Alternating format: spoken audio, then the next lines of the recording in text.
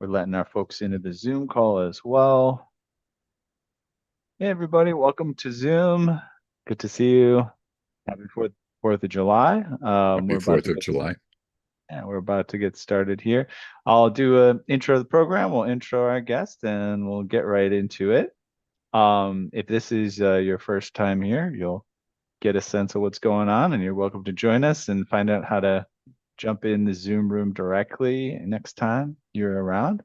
But yeah, this is Piano Tech Radio Hour. And what we do is we gather here every Saturday to meet with and learn from the most fascinating and knowledgeable folks in the piano world. That could include manufacturers, rebuilders, musicians, makers of other instruments, and of course, piano technicians. Our mutual goal is to become better at our craft, to help each other, and to create an ever more musical world together. Piano Tech Radio Hour is brought to you by Piano Technicians Masterclasses, an online learning resource that brings you cutting edge instruction from piano industry masters without leaving your home. You can find out more at pianotechniciansmasterclass.com. You can also subscribe to this program for just $16 a month, and you get direct access to each week's private Zoom call, as well as all the archival recordings of over 200 episodes in our member area. You can join using the link bit.ly/join PTRH. That's bit.ly/join PTRH.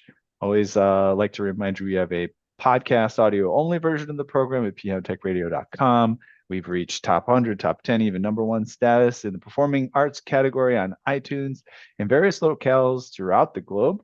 We also have a Substack where we have some written content that gives you a sneak peek into our member area and some of the advanced piano topics you can learn about. And then we have our socials, LinkedIn, Instagram, Facebook, and Twitter, and our email list, which you can sign up for at pianotechniciansmasterclass.com with just your name and email. All right, without further ado, I'd love to introduce our guest for the day and get into the conversation. His name is Uri Caine. He is an internationally acclaimed pianist, composer, and arranger whose career has crossed the boundaries of jazz, classical, and contemporary music. And since moving to New York, 1985, he has released more than 30 albums as a leader, collaborated with many of today's most respected musicians, and composed works for leading orchestras and ensembles around the world.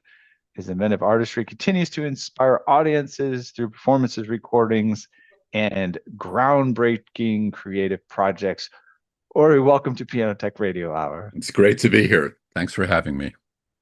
Absolutely. Yes, thanks for joining us. It's the 4th of July, and I know you got some family stuff going on today, so I appreciate you taking the time for us. I'm happy to do it. Happy to do it. So one of the things that we love to do with our first inquiry is to go back down memory lane and think about your first exposure to music or piano and how you first started to see the glimpses that this was actually going to become your life. Tell us the story of how that got started. I started taking piano lessons as a little kid. I was about 7 years old.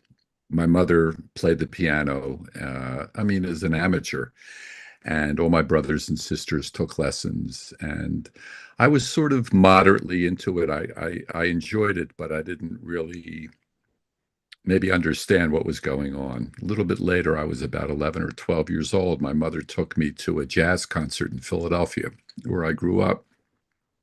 And the pianist was a great pianist named Bernard Pfeiffer, who was actually a French pianist who had escaped from Paris during World War II, moved to New York, and then after living in New York for a couple of years, came to Philadelphia and ended up teaching a lot of the pianists. But he became my guru. When I would say when I was about 12 years old, I went to study with him, and I gradually, and not so gradually, started to realize how deep music was just from experiencing it through him, but also because he was a very practical teacher.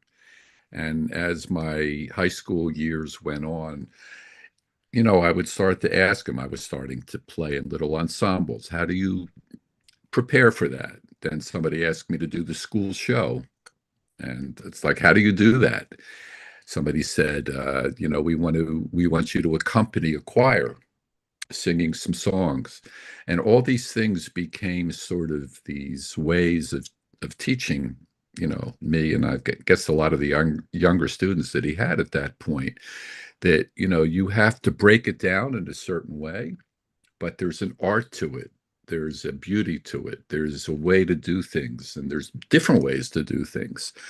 And as I saw the flexibility of it, and I guess also the um, combination of personalities and studying the tradition, and also thinking about what I wanted to do because of what I was dealing with among people my own age, he encouraged that.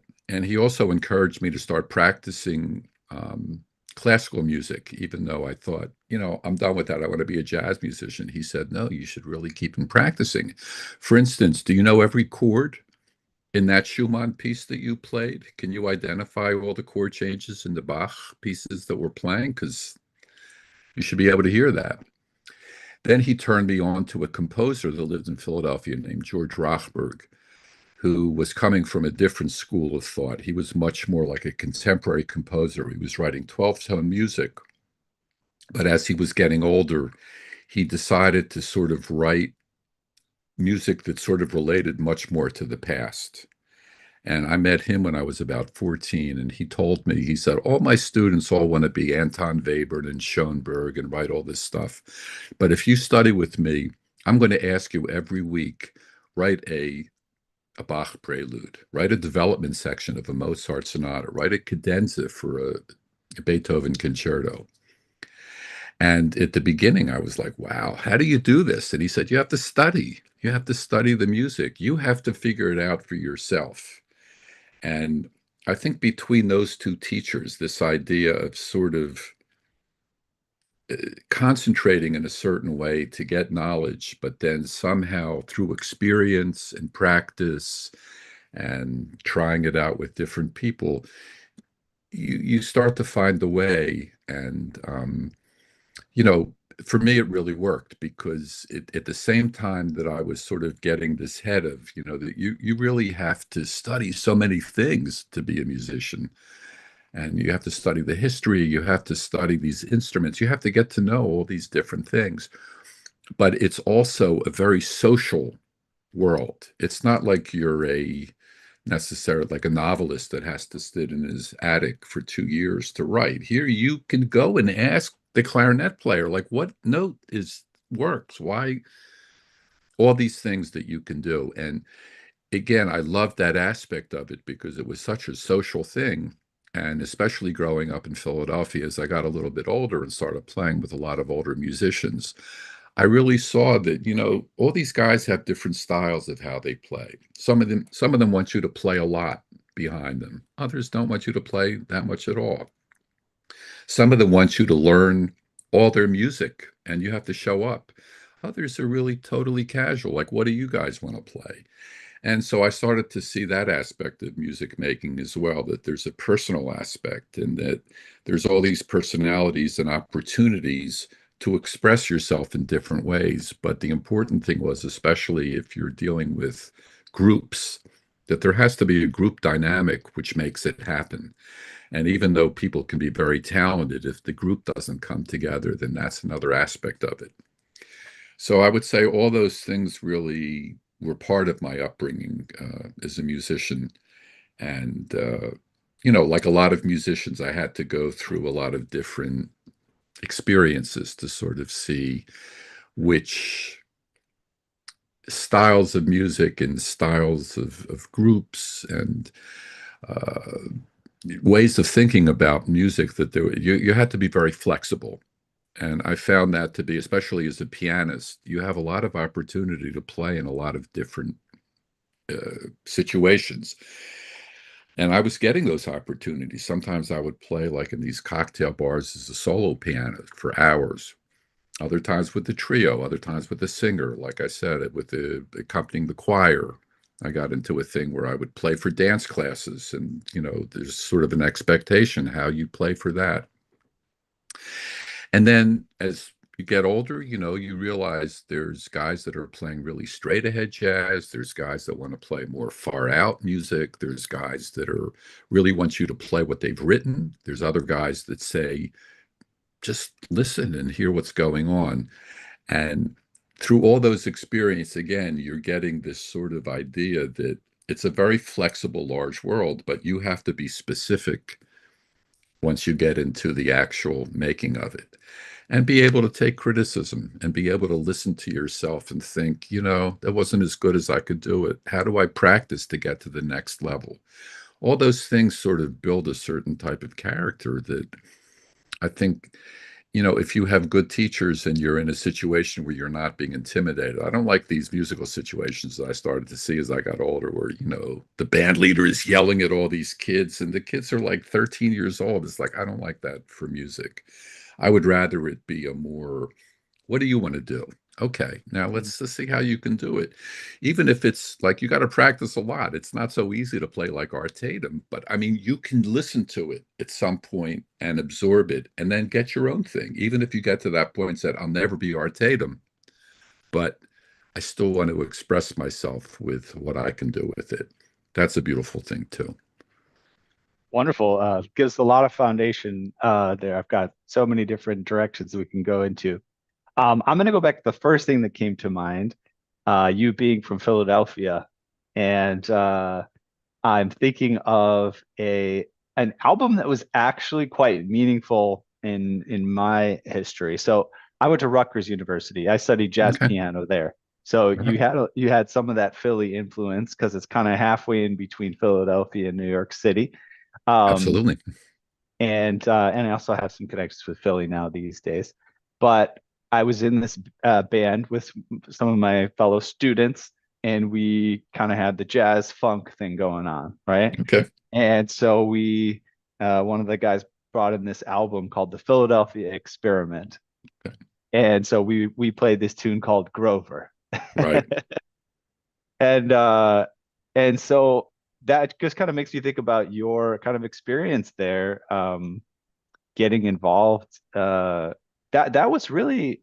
uh, Was there only one album from Philadelphia Experiment? I think they made another one that was sort of a remix of it, but the Okay. the problem with that group was it was almost impossible to get everybody together Yes. Okay. because everybody was so busy. And literally, we would have concerts that would be canceled because one person would say, "I can't. I have this other thing. I have to do it." So we Right. sort of gave up on that. When Chris McBride became the head of the Newport Jazz Festival, that he was able to organize because he got Quest with his group and he brought my group, and so he knew we would all be there together. But no, I mean, that group was sort of a combination of a lot of different things, in the sense that, first of all, just talking about Grover. So when Hmm. I was coming up, I was playing mostly with straight ahead guys, but I met Grover Washington on this very strange tour in Pennsylvania where we played at every prison in Pennsylvania. And first I was sort of like, wow, that's going to be interesting. But what I realized what was happening was that every prison, the leader of the group was a drummer who was also a judge in Philadelphia.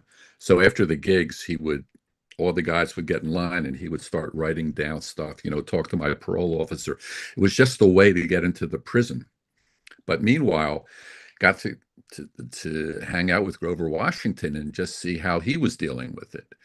And I remember when I started playing with him, a lot of the more straight ahead or more avant-garde guys said, "How can you play with a guy like that? Because it's basically pop jazz. It's not serious." I said, "It's serious because if you have to play in a group like that, you have to concentrate on what's going on in the group.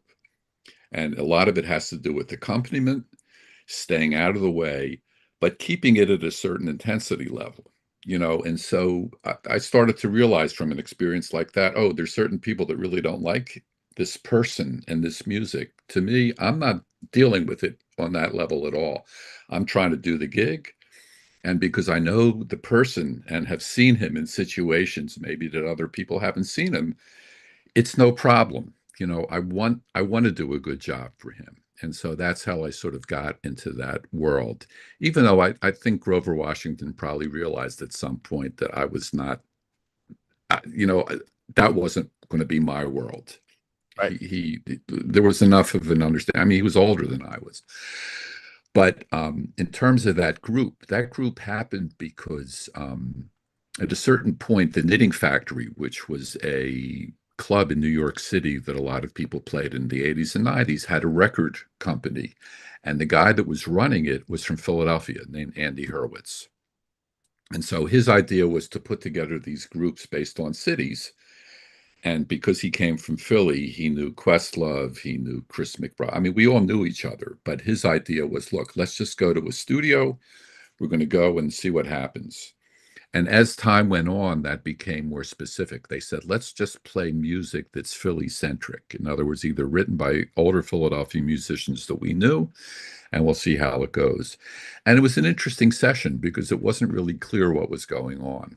You know, Hmm. Questlove is in his world. I remember Pat Martino was there. Pat Martino was sort of saying, what's going on here? Where's the tunes? It's like, we're not going to do it that way. We're just going to groove. We're going to vamp. If somebody can bring in a song or two, that's fine. But basically, we're going to record and then we're going to mix it. And in a way, you guys aren't going to be at the mixing session. Do you know what I mean? Which is another aspect of it, which maybe doesn't happen in more jazz-oriented things. But then it sort of got a life of its own, you know. And I remember when it came out that a lot of people would say, "Oh, we really like that record," or there was a reaction to it. And again, it's just one of those things that I could have never predicted that all those things would have happened, you know, because I mean, I remember one time we went into the prison in Philadelphia. I don't know if you know about the Move incident where there was a group that was bombed by the Philadelphia police and they burned down a whole block in Philadelphia. This is in the Hmm. 80s. Hmm. So we went in to play and they had dressed these guys from this particular political group all in orange and segregated them. But they said to us they wanted to come up and rap while we played. So we said, sure. And as soon as the guards saw that, they shut the concerts down. They put us in a room. They said, you guys committed a, you know, like you almost started a revolution in the prison. We said, why? Just because some guys want to get up and rap? And he said, do you know who those guys are? I said, yeah, of course I know who they are. I know who they are. But I mean, they're sort of under your control, aren't they? And again, it was one of those things like the music sort of enters into these crazy things, and then you sort of have to be like, okay, whatever. But Hmm. and Grover was there too. He saw it. He was very sort of like, wow, man, this is getting, but those are the types of things in my life, I think, that are, it's just interesting because you wouldn't have expected, like in a lot of people's lives, that this confluence of things happened and then boom, here we are. But I'm Hmm. glad you like the music, you know, because we had a great time playing it. Yeah, yeah, I think I agree with those who find it to be a great work. Um, it's funny too. I put together a concert in New York, just a small, one at a bar in Gowanus, Hmm? and had some of our I have a piano tuning business there in New York, Photo Piano Factory, and we brought some of our clientele, and some people played and all this stuff. But one of my friends came by, and he was actually wrongfully imprisoned for decades, and Hmm. he's a prison activist now. And also, my father worked in the prison system in Michigan as a psychologist and Hmm. therapist, and did kind of art therapy and things with folks. Um, Wow. so I've never done it, but you're reminding me. I kind of have it on my bucket list to bring some music to the prison system. I do think that's a No, very thing to do. Yeah. it's an interesting thing because even within the prison system, like at a tour like that, you see very quickly the sociology of the prison system because I would say the more white collar prisoners were at a prison called Allenwood, where there was actually some famous guys that we could recognize because they were politicians. But then when you went into some of these either prisons in Philadelphia, like Holmesburg, which I think they closed, Graterford, they were very tough prisons, or the types of prisons that are really literally in the middle of nowhere. But once you go there and there's thousands of guys and you're realizing, wow, this is something that a lot of people don't know about, that there's such a large prison population. and also getting to know the people that work in that as musicians, because that's an important thing. That's how we got that gig in the first place, not just because of this judge, but because of people, let's say like your father, that are working within that institution to try to help on some level by Mhm. bringing something positive. And the music was definitely that. So right away, that gave it a certain, I don't know. It was just very interesting. I mean, one of the other this was another good lesson. We played a Christmas concert. This was with another a saxophone player in Philadelphia named Bootsy Barnes. So we go up to the prison, and I would say literally half the people came up to sit in. These were all musicians from Philadelphia that had been put in prison for drug stuff. You know, Mm-hmm. they had a joint or they had a little bit of cocaine, whatever. So they put them in prison. And we didn't have to play at all. All the guys came up to play, saxophone players, singers. It was like, man, what do you got? And it just was like, yeah, that's part of America too. Mm, Um, but again, the music is the thing that unified everybody. mm, Nobody's going to ask the guy that's sitting in, what did you do to get in here? That you're not supposed to do that. But when you find out, no, like with all the stuff that this person might have done, and here he is playing My Funny Valentine so soulfully. Thank you, mm, music. mm. Yeah, fascinating. Um, I would love to listen to some of your tunes here that you wanted to bring to the table today, so we can get exposed to the music of what you're thinking of contemporaneously. We're we're taking a walk down memory lane. But yeah, so I have three tracks I downloaded that you sent along.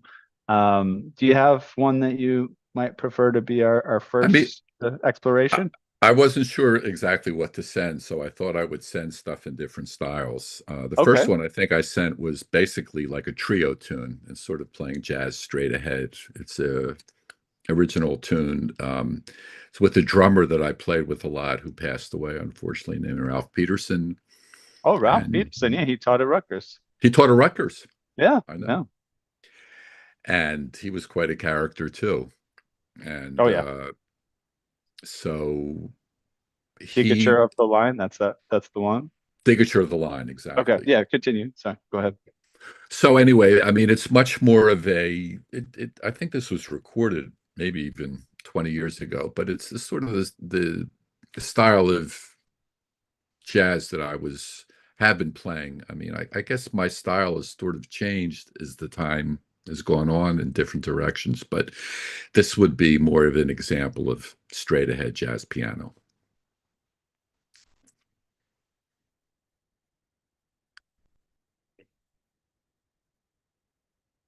Wait a minute, I lost you. Oh, sorry, I was muted. Yeah. Okay, okay, Just sharing the audio and we'll take a listen. Ready to go. okay.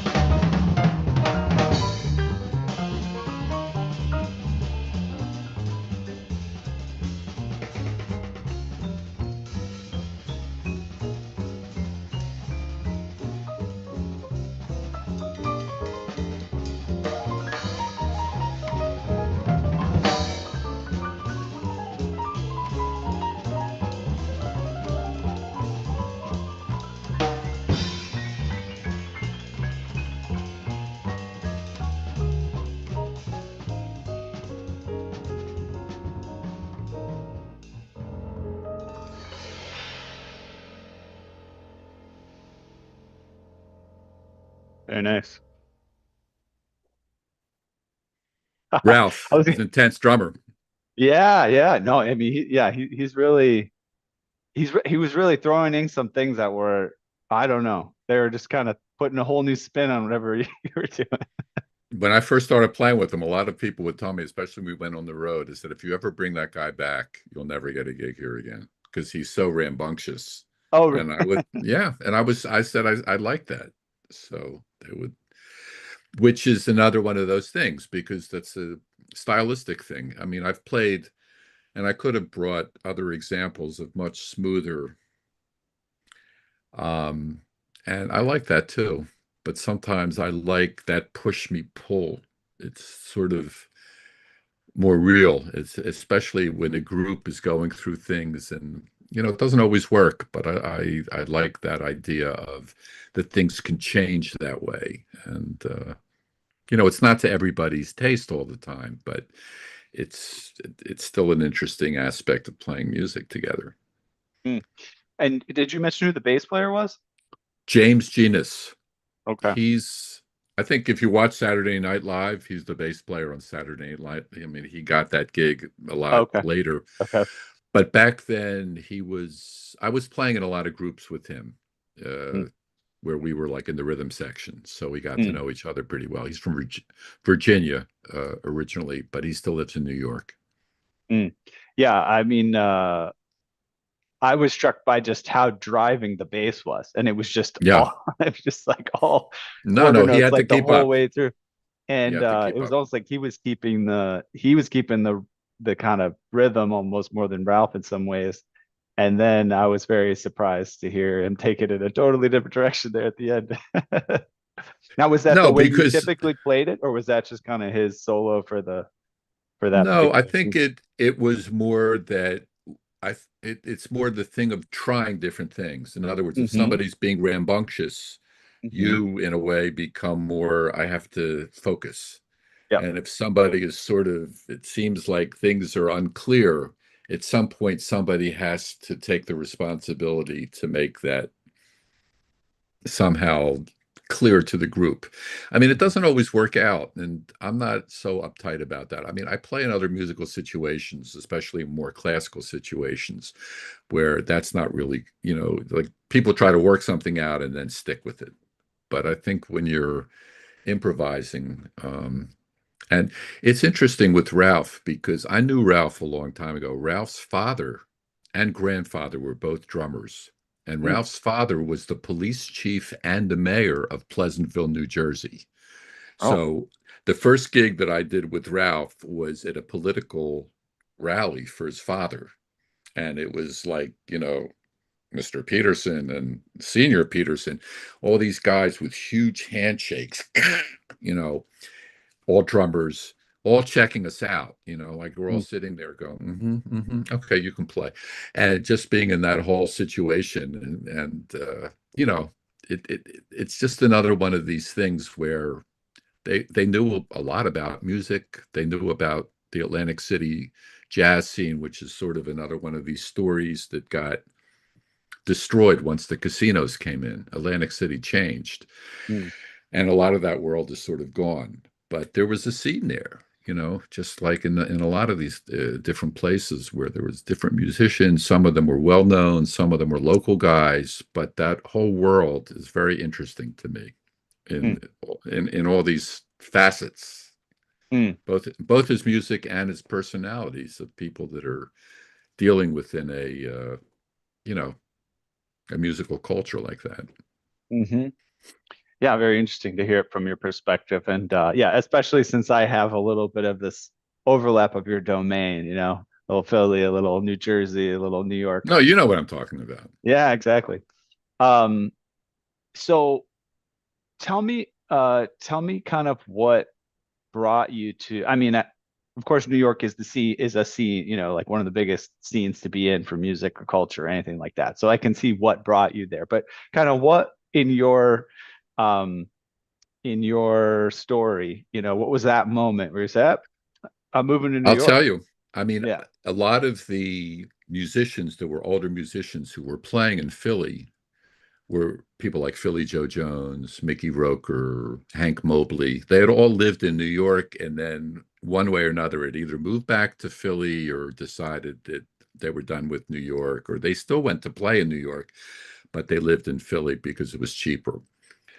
And I played with all those guys, and at one point, they all told me in their own way, "You need to get out of Philly. You need to move to New York. It's 90 miles away." And I had already been going up there, and I had friends that had moved already there. But my life changed a lot because, as they would have predicted, because in Philly I was working all the time as the pianist. I had jobs even when I left home and I started to go to college. I went to college at Penn, and so I stayed in Philly and I lived in West Philly. I worked every night.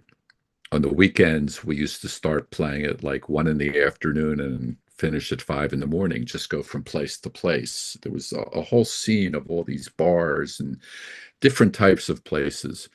And to me, I was just reveling in that, and as I said before, sort of experiencing all these different ways of doing music.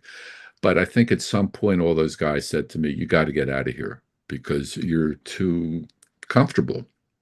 Go to New York and see what you can do." And they were right, because the first couple years that I was there, I was doing gigs I had never done. I was playing like bar mitzvahs in Long Island and getting lost on the Long Island Expressway and going, "What am I doing?" And getting dressed up as a clown to play at a bar in the Waldorf Astoria and going, "Man, really?" But I mean, part of me was sort of like digging it on some level of like, this is really crazy. But gradually, and I think the thing in New York that's different is that people started to tell me, especially older guys there, "You're playing standards, you're playing a lot of the same stuff that older generations played. That's not what's going to make your thing stick out. You need to start playing with people your own age or younger and go for it." And that's what was happening anyway. So I was playing a lot with Don Byron, a clarinet player, another trumpeter named Dave Douglas. I was playing with old-fashioned guys like Buddy DeFranco and Terry Gibbs, but at the same time with people like Sam Rivers. So I was just trying to absorb it all and realizing, wow, this is different, because the thing that makes this part different is that these guys are basically barely working in New York City, even though we're meeting in New York. What they're doing is that they're going to Europe. This is like in the Mm. 90s already, a little bit after I had been living there. And I started to see that there was a whole other world in Europe, where not only was there a sort of a wider palette of acceptable music, um, but also they knew the history, so it was like a situation where it was strange that we would play in American cities and not that many people would come to hear us, and then we would go to some obscure place in Europe and it would be packed. And we'd Mm. be like, "Wow, how did they even know about the music?" But the older guys who had already been there, people like the art ensemble, I remember we met them and they said, "You guys should all learn Italian," because we all learn Italian, man. We have so many gigs in Italy that, in a way, that's how we're supporting ourselves. We come back to New York and we play, and I fell into that world. And so Mm. that sort of saved me. And it was a paradox because I was spending not that much time in New York, even though people were saying, "Oh, you were like a New York guy." And I was like, "Yeah, I mean, yeah." And that period lasted for a while for me, because first as a sideman, but then I hooked up with a German record company called, at first it was called JMT, but then he started another label, a man named Stefan Winter, called Winter and Winter. And I ended up making a lot of CDs with him, but also there was a break because his record company started out as being part of Polygram. And so that was during, sort of the Young Lions period. They really wanted jazz, straight ahead music, sort of what we just heard. But I had started doing these other projects involving classical music and maybe some more avant-garde music. And so that's what the guy from the record company wanted. And so I made a record of Mahler's music, um, which I didn't really expect it would have. I mean, I wasn't really sure what to expect, but all of a sudden I saw that it opened up another world for me. and for good and bad reasons, to be honest. Because if the Salzburg Festival calls you and says, "We want you to do that Mahler," and you're thinking, "I know, but why aren't you inviting people like Cecil Taylor and Sam Rivers to play at the South?" It's supposed to be this new music avant-garde festival. They never heard of those guys. And so it was like, oh, so just because somebody does Mahler, you think that, oh, so now they can be part of your circle. And I had to struggle with that because at the same time, I was playing the Mahler, let's say, at jazz festivals, and they were like, "What is this shit? I mean, why are you playing? Of all the things, this is not what we want to hear." Until I started to meet a lot of jazz musicians, people like Kirk Lightsey, who were Mahler scholars. They're like, "Why didn't you do this piece? And you should check out this." And then I realized, you know what? You just have to follow your own thing. No matter what you do, people have a comment on it. I mean, it's sort of an obvious thing as you get older, but I was so into all these scenes and I wasn't really sure what it all meant. Mm, And when I started to realize, you know what it means? It means that you're getting up in the morning with a group of musicians every day, you playing in a different place, and just go for it. And there's nothing better than that. Because even if you're not totally happy with what's going on with your music, or there's a sense that you can work on it and change it. And if you really have to change it in radical ways or subtle ways or all these different things, that's the joy of doing it. It's endless. You're never going to get to a point where you're like, this is perfect. It's it's just one of those things it's a process, but it's the joy of the process that keeps you in it. mm. Yeah. Yeah, that's fascinating. Fascinating moving to New York and then going overseas so much too. I hadn't heard that type of story before. Would love to check out another track that you shared. And again, maybe a different vibe. Have a suggestion for the next one? So the next one, I chose a Mahler piece, and it doesn't have any piano in it. And Okay. so it's the idea of taking, I ended up doing a lot of these classical projects and trying to do them in different ways. So I did a big thing on the Goldberg variations because I like the idea of theme and variations. It's something that as jazz musicians, we're very conscious of. Every time we take a standard, we take the harmony, we use that as the basis. So I like the idea of something like the Goldberg variations, where Bach does the same thing. He writes it ahead. It's 32 bars, 4 8-bar phrases, just like a standard. Every variation is either a canon or it's written in the style of a different nationality. It could be an Italian song, or even at the end, he makes a joke by combining two German drinking songs that, of course, fit the harmony. So just that aspect of his genius to be able to, I mean, it's like choosing two standards that have to fit over another third pre-existing harmony. So I thought, okay, do the Goldberg variations, play Bach in different ways. You can have different instrumentations. You can refer to PDQ Bach and switched on Bach and Glenn Gould and all the things that you love, but also write other variations. If he's writing a Siciliano, let's say, like an Italian dance in 6/8, write a mambo. If he's doing, a tribute to Scarlatti, write a tribute to Monk, but always using the harmony. So that was more of an abstraction. But when I did Mahler, it was more about his life story because his life story is very complicated. And the example that I chose doesn't have any piano in it. It's taking a song, and so there's a choir singing the Mahler, even though Mahler didn't write that arrangement. I arranged it. It's just a song for solo singer and orchestra. But then add a gospel singer who is also from Philadelphia, who has been on many of my projects, to improvise over it and sort of marry these two traditions of vocal music. So this is called Only Love Beauty. All right, let's check this one out. I believe I'm still sharing audio, so I'm gonna hit play. You hear it? I hear it.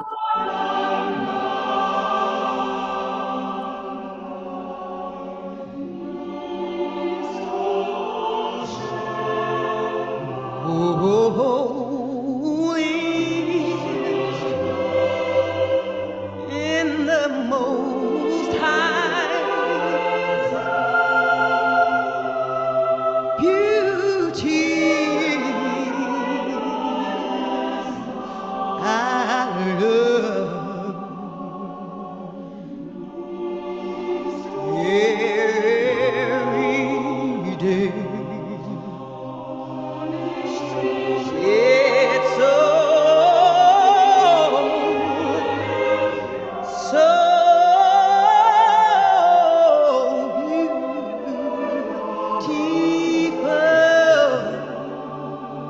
and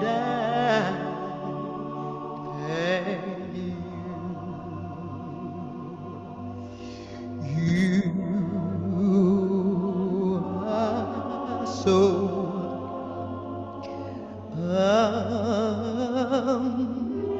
amazing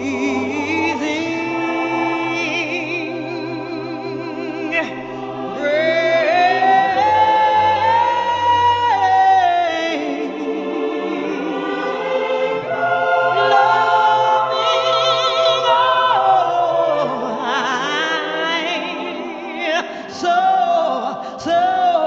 grateful, so grateful for everything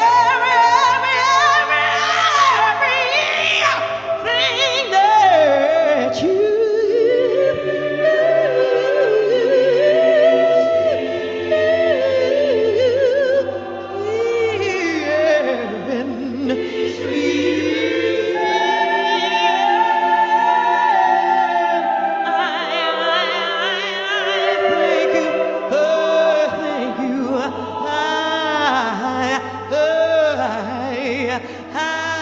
nobody but you, nobody but you, nobody but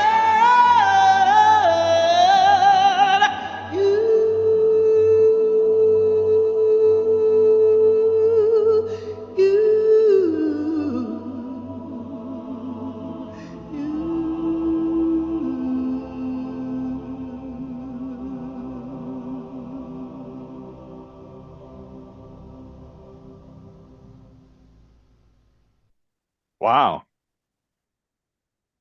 So That's just pretty as an cool. example, I ended up doing a lot of because Mahler's music sort of goes into many different. He's dealing with a lot of different types of folk music. Mm. He's setting Chinese texts. So I got a bunch of Chinese musicians to improvise on those texts and found out that actually those texts weren't really by the poet that he thought wrote it, but that's another story. Um, so that idea of taking a text and somehow trying to transform it through improvisation or arrangement is also another aspect of music making, which is very interesting to me, just because um, there's a long tradition of doing that, especially in classical music, but also in jazz music, where Duke Ellington, all these other people taking classical pieces. It's not so much about jazzing up classical music like a pianist like uh, French pianist Jacques Lussier. I mean, I like that, but it's basically just adding a swing beat to Mm. Bach, which is what it is. This is sort of trying to go into it somehow and use it as a springboard for improvisation. Mm. Yeah, I mean, it's unique, like you said, it's not It's not for everybody because, of course, people that are Mahler fanatics or Bach fanatics, they're very offended. They're like, "How can you do this?" And okay, there's an aspect to it that I agree with. uh-huh. There's also an aspect of it that's false because, Bach's music would have been lost if it hadn't been found by Mendelssohn like 40 years later in some, storage house. It's not like people knew that all the people that we venerate are going to be great, like many situations. It took a while for people to understand, oh, that happened, and now this can happen, and now that happened. And so I like that idea of in music history that things recur in cycles, but there's also definite reactions. Like, we've had enough of this. I mean, when Bach's youngest son sort of went for music lessons, he didn't want to deal with Bach. He was writing already like the new classical style of Mozart and Haydn, because that was what the new progressive music was. Do you know what I mean? And just like today, there's a lot of jazz musicians. I can't play straight ahead music anymore. It's too old fashioned. Fine. But then there's many young people that's what they play. That's their, and they're both valid. And Mm. I don't think we're in a contest here to see who, the world of music is big enough that you can hopefully include as many things as possible. Mm. Yeah. And on that note, I'd love to, I don't know if we'll have time for the whole track, but I want to, since you did bring these different sort of genres in, I'd like to hear the third one. The If not third in one full. is, I mean, this is another element of sort of that idea of uh, opportunities that I got where you're dealing with classical groups who don't improvise but want to play with you. So this is a piece written for the Arditi String Quartet. They're sort of a well-known contemporary string quartet. They play very complicated music and they've recorded many pieces. And, for me, what it was I wrote 12 different caprices, I called them, and then I'm improvising against them. I mean, the style is not necessarily jazzy. It's pretty atonal, but you'll hear what I mean. But at least it's this idea of improvisation versus structure.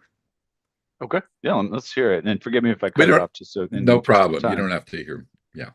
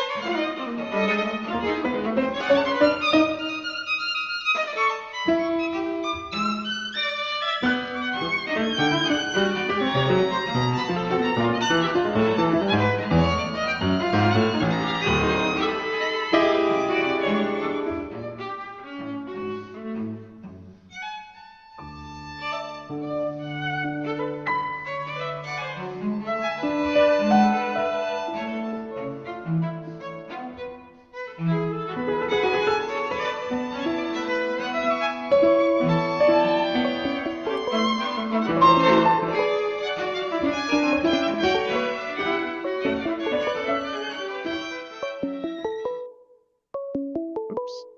Sorry, that's my That was good. um you probably caught my rigging coming in there at the same time. But No problem. yeah, I'm glad we got to get a taste of that. And so the musicians they had like fully written out parts on the score, or they kind of had No, no, no.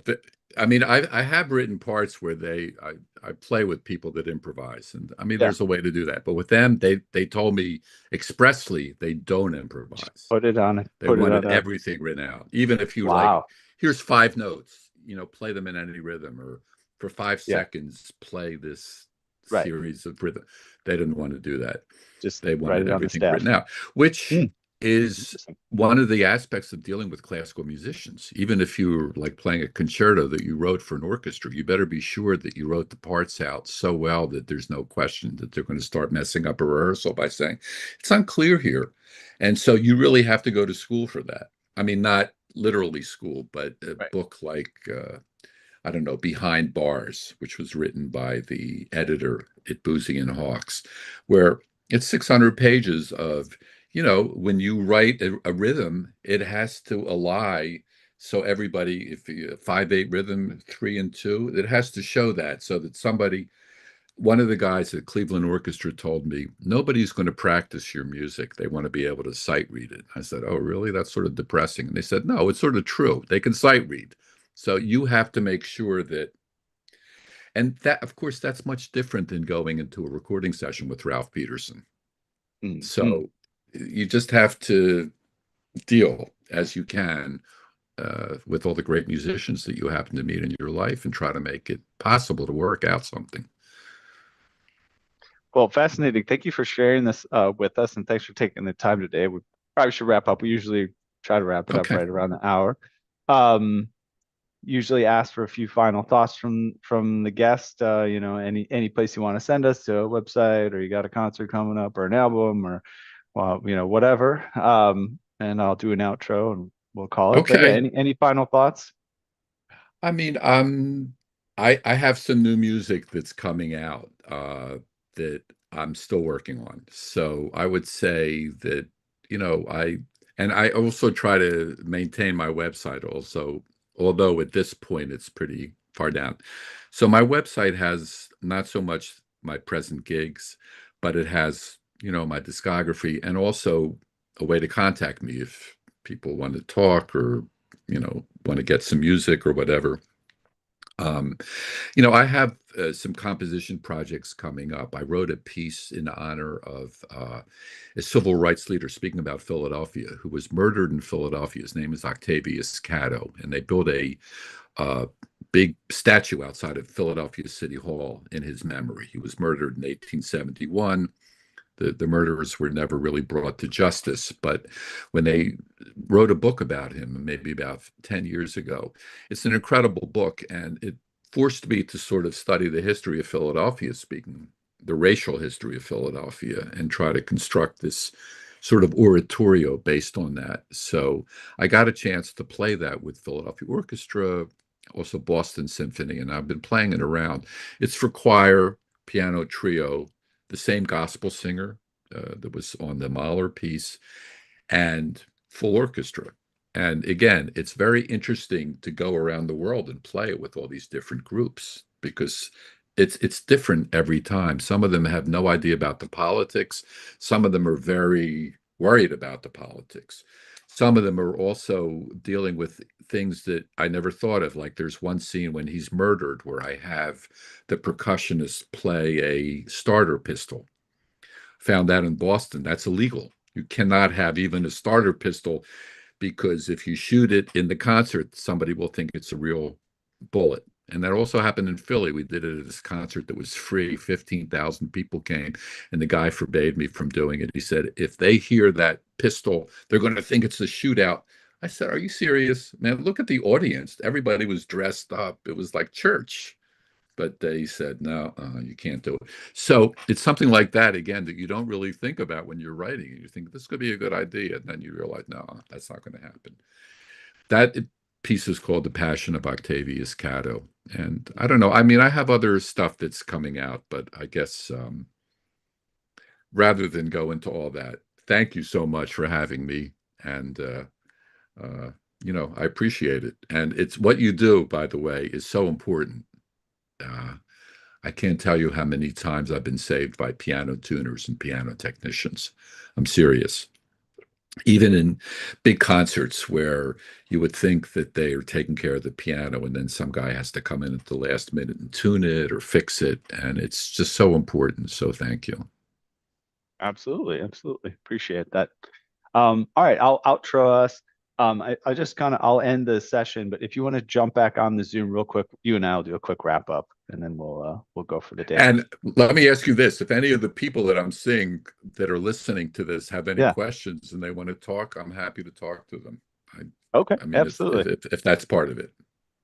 Yeah, yeah. You mean after like reaching out via email or Yeah. something? Yeah. Well, or even if they want to talk, I see Mr. Bill Clayton, Yeah. and Stephen Bucher and other people if they want to talk. I mean, thank you for joining in. If you want to talk, I'm happy to too.